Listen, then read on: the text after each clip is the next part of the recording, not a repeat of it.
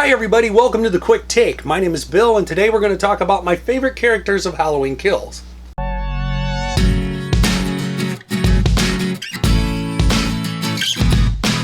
I have a few complaints about Halloween Kills, but one of my most common of my complaints is the absence of overall character development, including the lack of work on the reoccurring character's arc. Now with a movie like this, which is a tie-in movie, this would be a great opportunity to develop the characters, especially the lead, legacy, and characters who will be coming back for the final film. However, there was virtually none of that.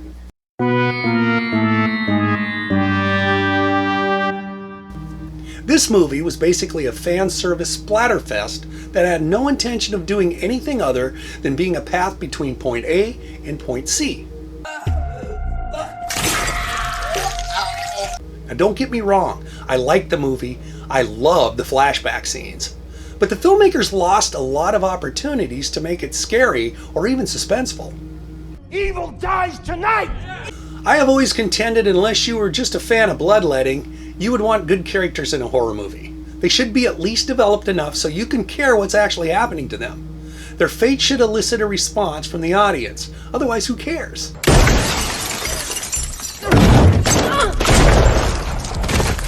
Now, killing's the easy part in the movie, but getting the audience to be emotionally attached to the victim is a different story altogether. Now, luckily, Halloween Kills did enough, just enough, with certain characters in the film to at least get fans to talk about them. Now, strangely enough, it was not the main characters of the movie that piqued my interest. I'm going to talk about 4 characters who I liked, and to me actually put a little oomph in the storyline. And here goes. I think it was a clever choice to bring this guy back from Halloween 18. Just his visual was good enough. He even had a little story behind him. He escaped from the bus, waddled his way into Haddonfield, attempted to steal a car, and even used some smarts to show up at the hospital to get some medical attention, which ultimately was his biggest mistake.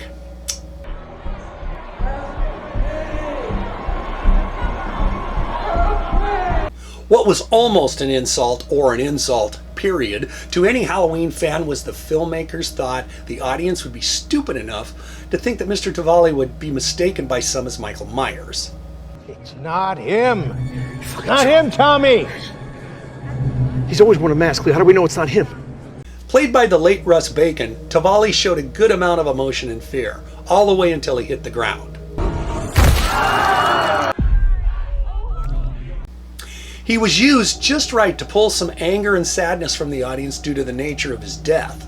We felt for the guy, but if anyone would think that he would be confused as Michael Myers 40 years later or not, well... Give your balls a tug.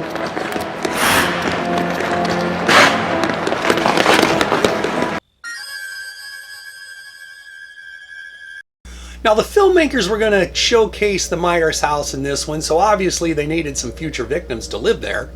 Enter Big John and Little John, played by Scott MacArthur and Michael McDonald. Not him. These guys provided the comic relief that this movie needed, and between them they had a great dynamic which made them very likable to the audience. Did you turn that down? Christ, Little John. I think they were used just right. I got this knife.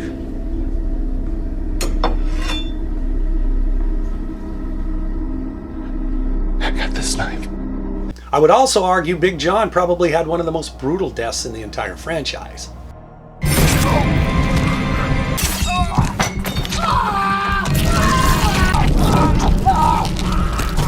Little John, he was good all the way up until he didn't have the brains to simply turn around and run out of the house. Michael, you've come home. He was also a victim of lazy writing. Oh, snap!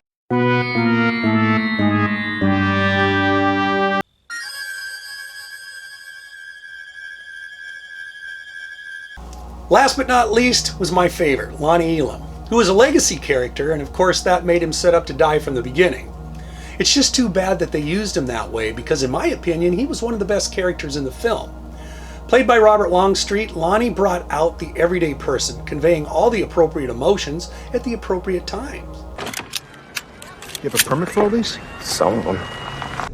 Oh, God, Marion. He was the human element.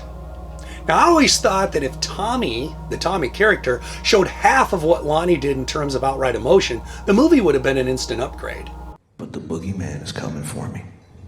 And he's coming for you. In Halloween 18, we hadn't yet met Lonnie, but the narrative set him up as kind of a troublemaker. But this was not shown in Halloween Kills. In Halloween Kills, Lonnie was shown as compassionate, honest, and even vulnerable. Mr. Elam, with all due respect, do you really expect me to sit here while you go inside and confront the man that killed my father? No, I don't expect you to. But I'm asking, Allison, for your sake and my son. Now, of course, he was also written to do something stupid, which ended up ending him.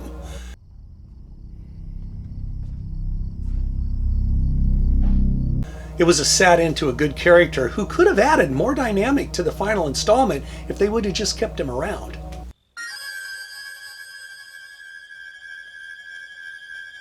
It seems in the mind of David Gordon Green, Halloween Kills didn't need to have much of a story.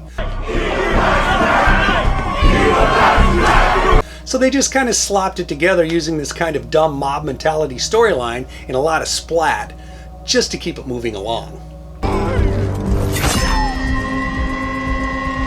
How about that? They did add a pretty cool flashback, which provided a little more exposition to the Michael story overall. But to me, this entire movie was a missed opportunity to develop some of the characters you could possibly care about and expand arcs of others. In both cases, this would have made the movie a better one, and possibly the next one even more compelling. However, they did what they did, and this is what we got. Now, I like this movie. In my opinion, it kind of did what it was supposed to do, even though most of the characters were just either wasting space or biding time.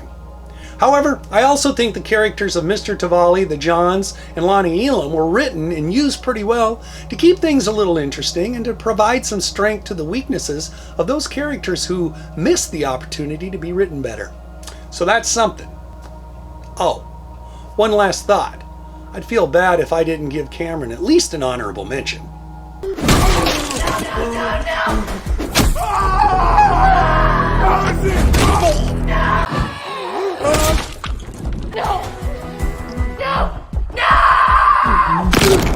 How about that?